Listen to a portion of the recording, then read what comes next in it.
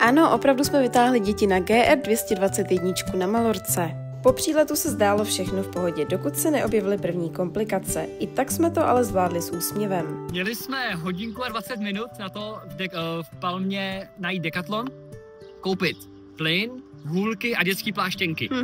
Tak plyn jsme zjistili, že nemají, dětský pláštěnky nemají a moje milovaná usoudila, že hůlky jsou zátěž navíc. A neumím s nima chodit. Což by nevadilo, protože se s nima neumí chodit, ale vůbec tam nedošlo, že máme jako tyčky ke stanu nebo k plachtě a samozřejmě jsme si to uvědomili až cestou v autobuse. Takže nemáme jak vařit jídlo, když bude pršet, tak děti zmoknou a nemáme jak postavit plachtu, kdyby taky pršelo. Drama Queen to samozřejmě tradičně dramatizuje, protože my si najdeme klacky a zapíchneme pod plachtu klacky. Taky klacek. A jídlo jsme si koupili jiný, takže pohoda. Víš? No, vy jste si koupili jiný jídlo. Ty jsi koupil milku, to je tvůj problém. Právě jsme dorazili do St. Elm a odsud už to bude jenom pěšky.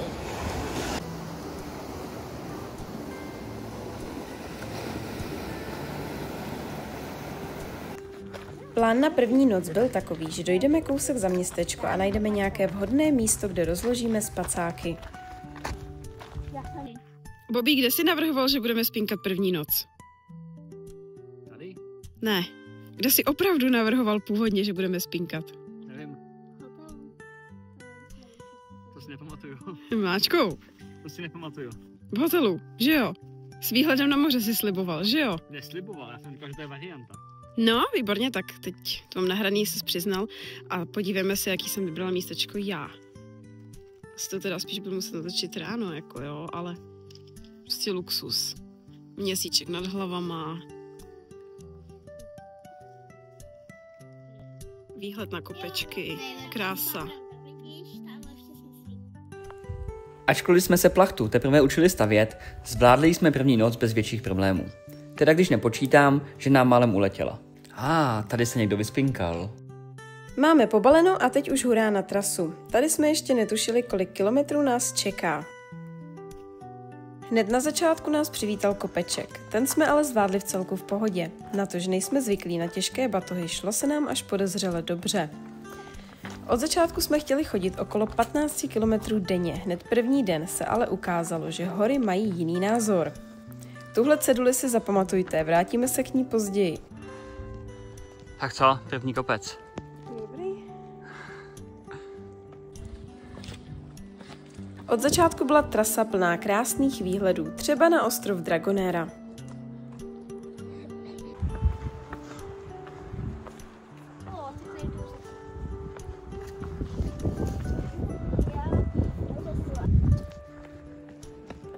A zase ostrov Dragonera.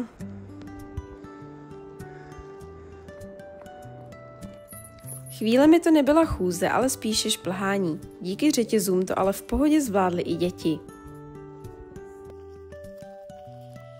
Jsme vyspinkaný, Bobínku, sluníčko svítí. Pověz mi, jak se cítíš.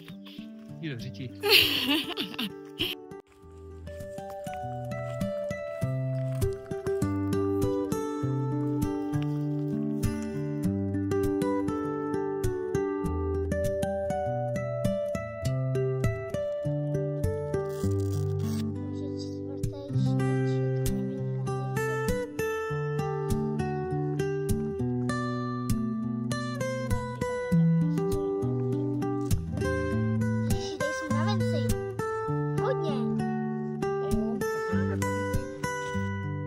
Společnost na trase nám dělali místní kozy. Zatím jsme ale netušili, že jsou tady úplně všude.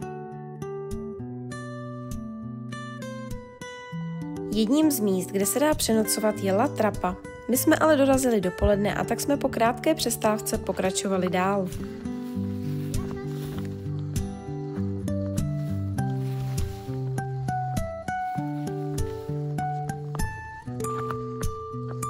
Během dopoledne vylezlo sluníčko a nám začalo být slušný teplo. Výhledy byly ale stále skvělý.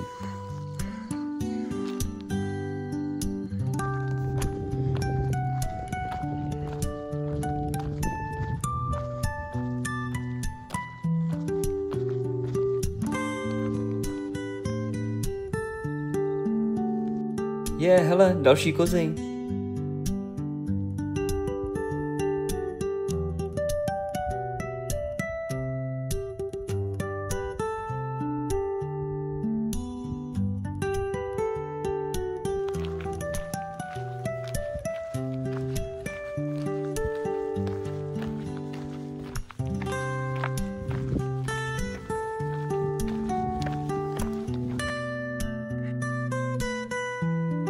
Jak se cítíš, Bobby? Skvěle. Nekecej. Skvěle. Je to super. Chtěla by to víc stínu, lepší batoh a míň kopců, ale jinak je to super. Když už to vypadalo, že nám dojde voda, dřív než dorazíme do města, Zík objevil studnu.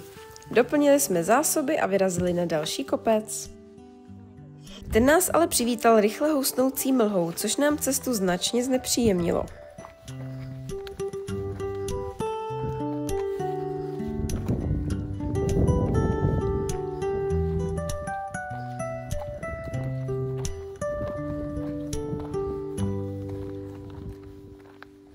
A opět jsme měli štěstí na krásný výhled.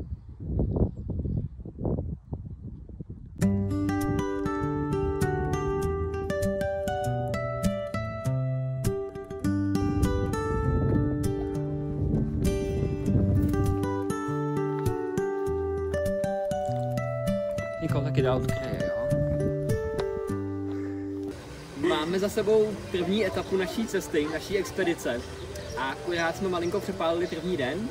Dali jsme skoro 25 km a na posledních asi 5 km jsme se rozhodli, že naší cestu vzdáme, že to radši zabalíme, ubytujeme se někde u moře a budeme se válet. Takže jsme zabukovali hotel a vrátili se zpátky do St. Elm, kde se nám líbilo. No, najedli jsme se, vyspali jsme se a když jsme ráno odpočatý viděli fotky a videa z toho předchozího dne, tak jsme se rozhodli, že to vzdáme. Tak vlastně bude jenom odpočinkový den a zítra se vracíme zpátky na trasu. Co nám řekneš ty? Ne, Bobby, všechno už si řekl. Jaký byl první den? Bolely mě nohy docela. Jo, a co dneska? Dobrý.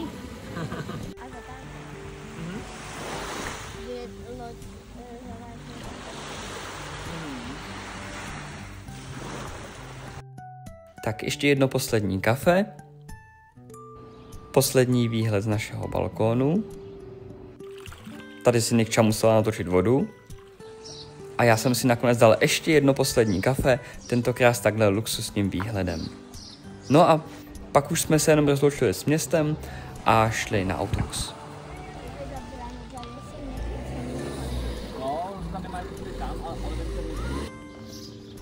Pamatujete si na tu ceduli z prvního dne a plán chodit 15 km denně? Tak jsme do Estens došli hned první den, protože se nám v mlze kempovat nechtělo.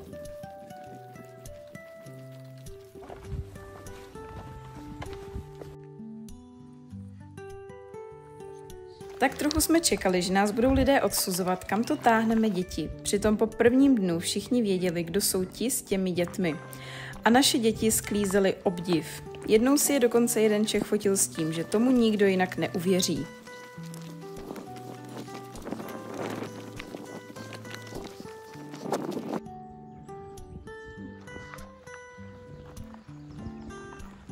Děti, tak co? Bolej nohy. Nohy tě bolej po kilometru.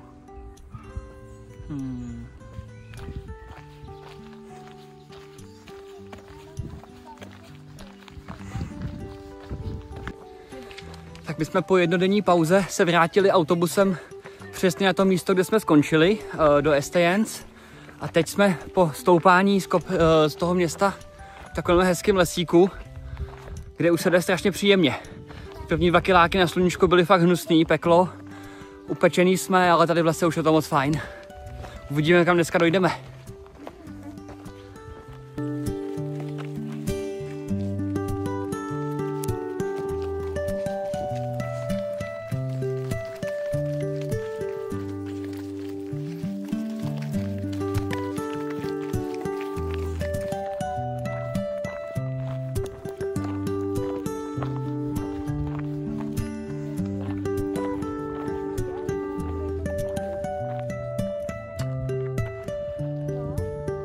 Tak Zlato, co dnešní den?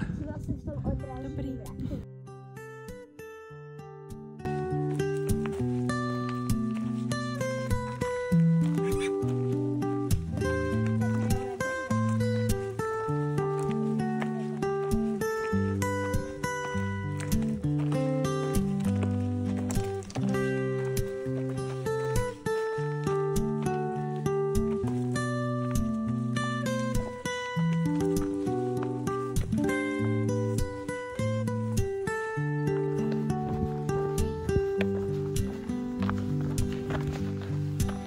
Tak to není dobřík.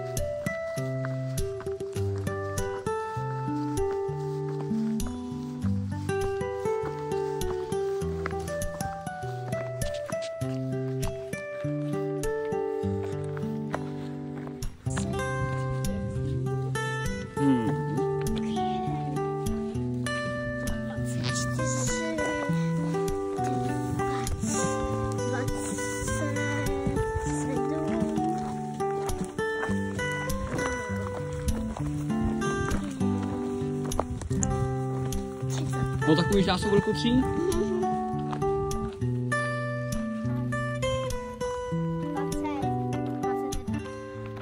Tak dneska se ani tolik nenadřeme a výhledy tady máme dneska fakt hezký. Žádný velký kopce, akorát ten první stoupák 2kilometrovej a od té doby celku pohoda.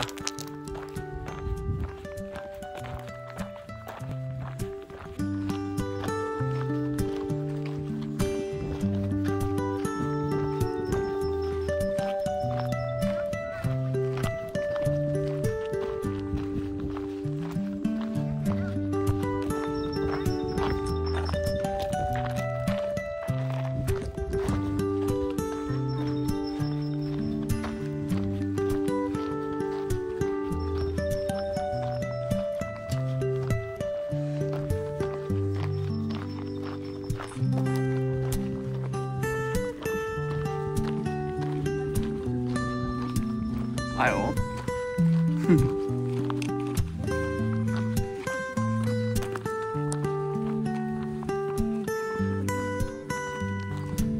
To skoro vypadá, že země není kulatá, ale to konvexní, ano, do obloučku.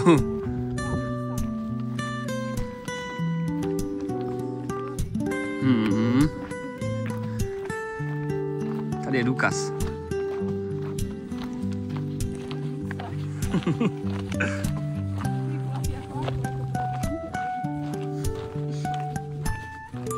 Tak to jsme v pasti. Kdyby byla placatá, tak aspoň můžeš skočit přes okraj, ale tady máš smůlu. Jo.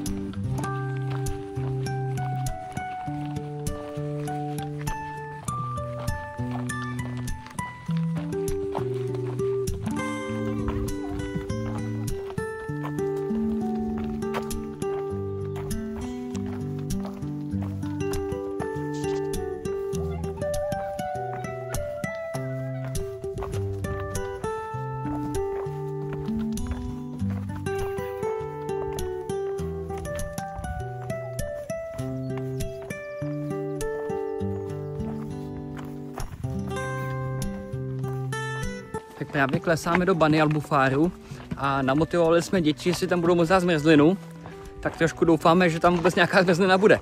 Jinak nám to asi neodpustějí.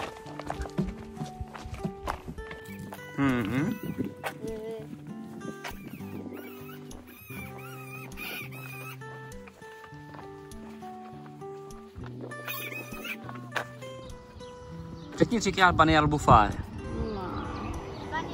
Zmrzlina. Bani Albufar, Bani Albufar. Bani Albufar. Bani Albufar. Aha, to je jak něco arabského. Albufar.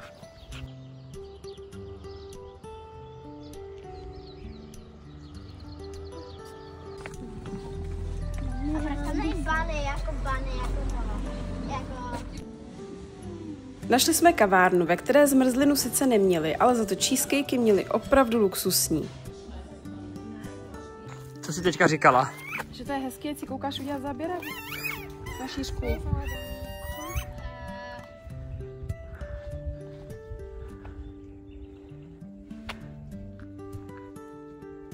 Co nám řekneš k tomu kopci za tím městem, co úžasné, jak se jmenuje? Dobrý, ochladilo se, bylo to fajn. Vola, málo jsem si ostrým. Byla jsem po dortičku, po kafi, jde to samo. Jde to samo. Je to krásně, jsem ráda, že jsme šli. Tak super. Jo.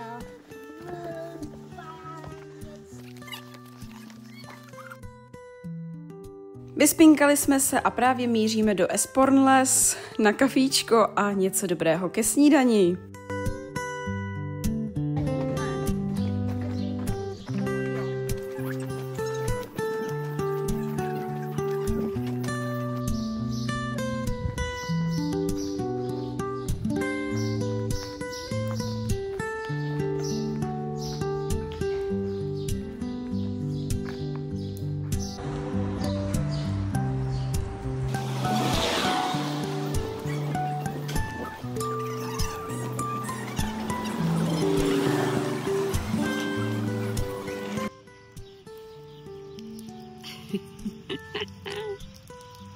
Ranní koupání. Směješ, ale 2 dny ses nekoupala.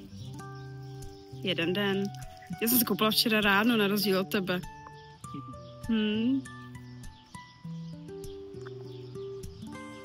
Jak se cítíš? Úplně jako novej, viď? Jo, už se nemusím dost týden koupat, je to dobrý.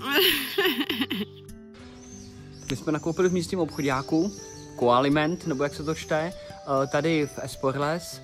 Dobrý je, že před obchodákem je pítko s pitnou vodou, takže jsme se ji trošku opláchli. Můžeme doplnit vodu a teďka jdeme dál. Dneska nejspíš dojdeme do Vajdemózy a nejspíš ještě o kus dál a uvidíme, jak to půjde. A ještě v Esporles tady je takhle voda, kde si můžete taky asi trošku osvěžit. Tady je taková fontánka, což je fajn. Na celý trase moc vodu nepotkáváme a tady je super, že si můžete doplnit zásoby.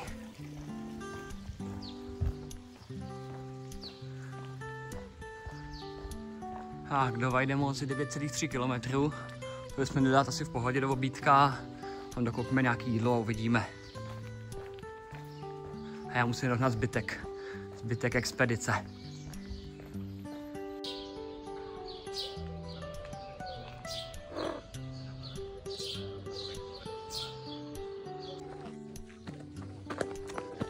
Stejně jako za každým jiným městem nás i za Esporles čekalo několika kilometrové stoupání.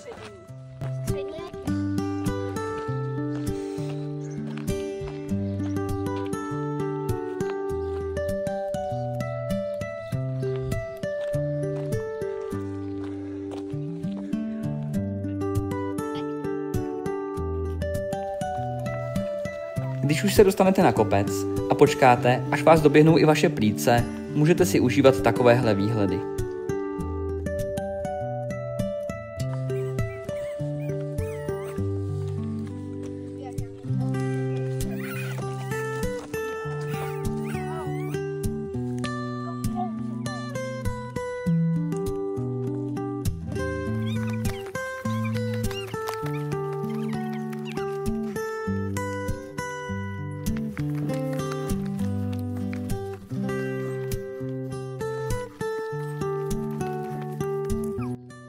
Tak Nikolko, co jako dítě říkáš na tuto trasu?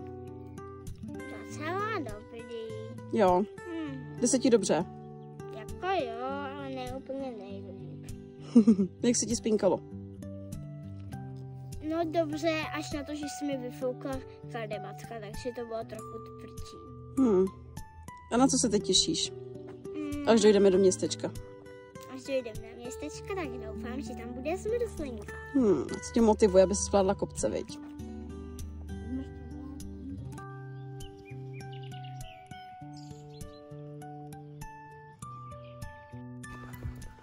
I třetí den jsme neustále potkávali kozy. Tady jsme ale ještě netušili, že se nás o pár hodin později pokusí zavraždit.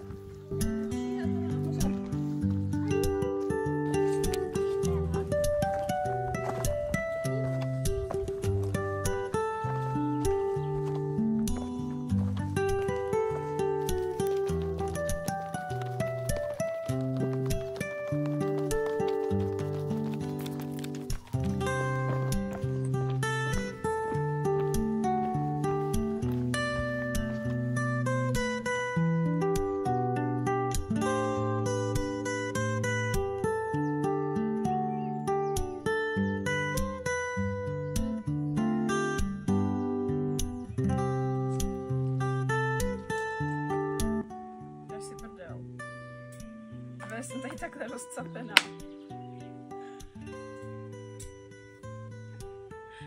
Proč? Máte do kopce. Čekali jsme na to 3 dny, ale tohle je ta chvíle, kdy měli mít děti pláštěnky, jenže v Decathlonu v Palmě dětské neměli, takže jsme se museli všichni schovat pod jednu a čekat, než déšť přejde.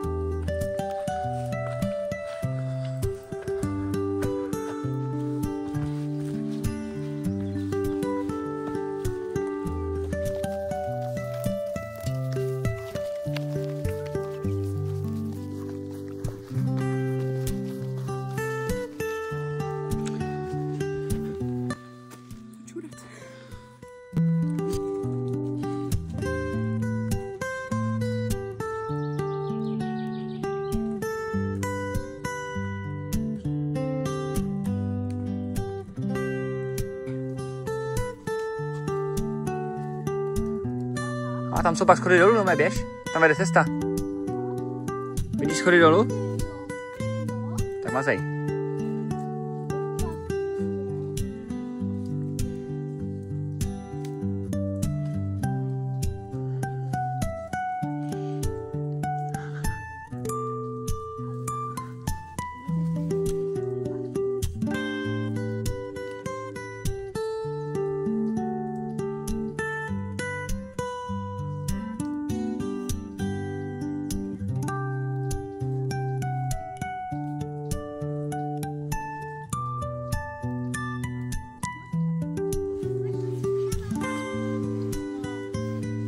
Ty jsi běžně standardně špinavá.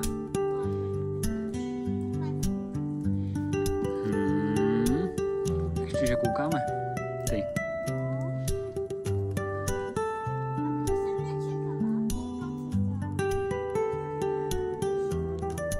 Zlato, jaká je cesta? Před námi už je jenom poslední klesání do Vajdemózy, kde si doplníme jídlo, ale moc dlouho se tam zdržovat nebudeme a pomažeme rychle dál.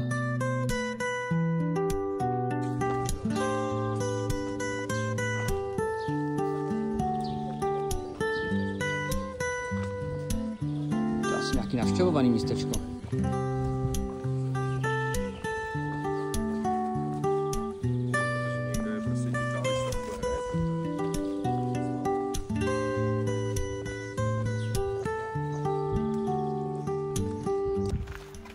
Tak Zlato, co Vajdemóza? Dobrý, jenom jsme byli trošku jako křováci ve městě upravených lidí. Bylo to divný. Jo, a z obchodáků s jídlem se staly obchodáky s oblečením. Aha. Aspoň jeden jsme našli. Tak dobrý.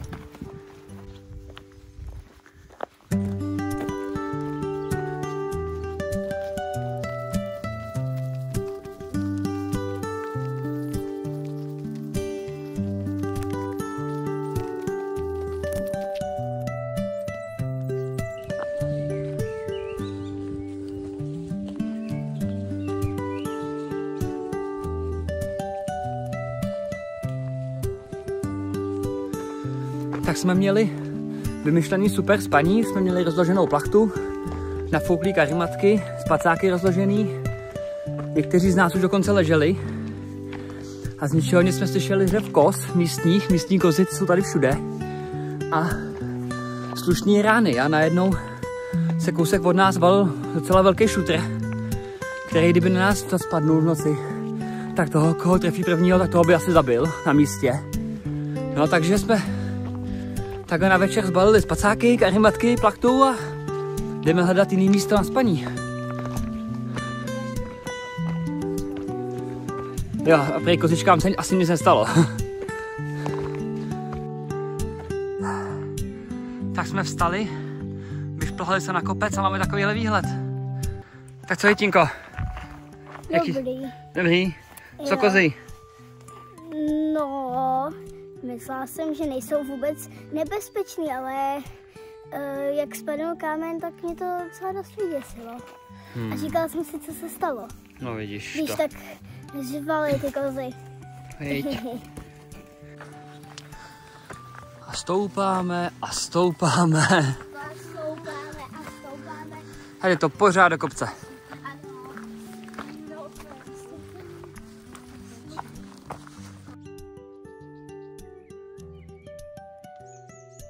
A kopečky, ale ty výhledy. Ty výhledy za to stojí. Cože, Jitínko? Cítíš zoo.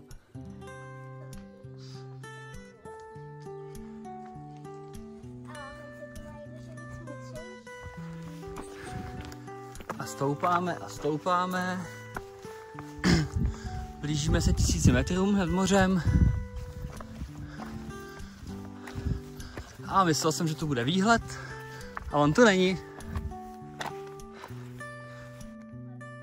Tak předchozí výhled sice nevyšel, ale o chvíli později jsme viděli asi nejhezčí západ slunce, co jsme tady na Moravce vidět mohli.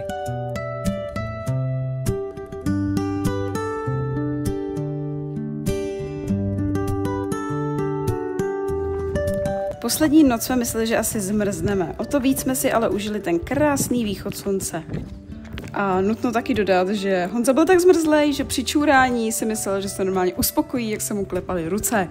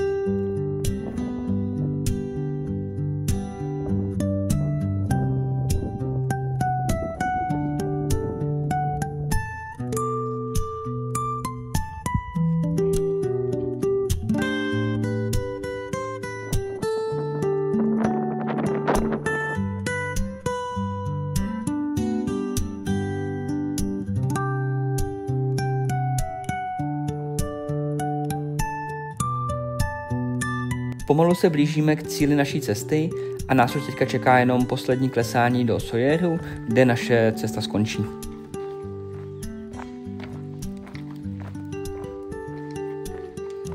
Na začátku Sawyeru nás přivítal tenhle historický vláček, který sem jezdí několikrát denně z Palmy. Já se s ním chystám už asi 6 let jet a pořád se to nepovedlo, ale co se dá dělat, pak prostě přiletíme znovu.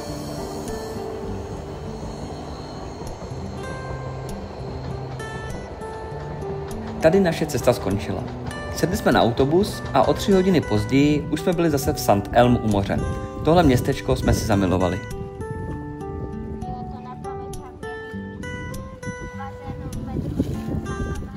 Na závěr pro vás máme ještě jeden tip. Pokud přiletíte bez powerbanky, můžete si ji nabitou koupit v Palmě na autobusáku v automatu.